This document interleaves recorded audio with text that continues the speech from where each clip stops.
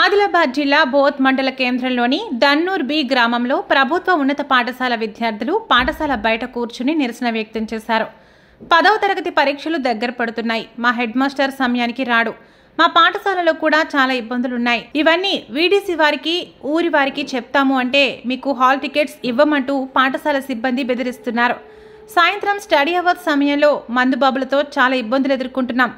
మా head master గారికి చెప్తే పట్టించుకోవడం లేదు అంటూ విద్యార్థులు బాధపడ్డారు.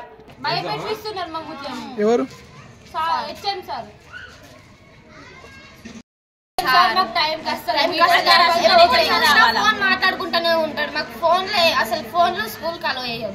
చేసిన ఫోన్ మాట్లాడకల్లో చేయదు. ఫోన్ మాట్లాడతారు సార్. ఫోన్స్ ఇటు క్లాస్ మాట్లాడలేదు. ఒక్కసారి మనం ఏం చూడలేదు. ఓకే మార్నింగ్ 3కి వస్తాడు, 2కి పోతాడు. ఎప్పుడు అసలు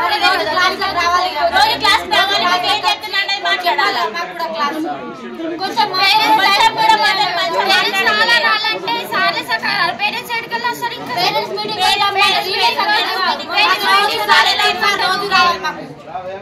ఒక్కరోజు కూడా ఒక్కొక్కరోజు డైలీ స్కూల్ టైం కి ఎగ్జామ్స్ రావాలి. మార్నింగ్ క్లాస్ కి రావాలా, క్రికెట్ వాళ్ళు వచ్చి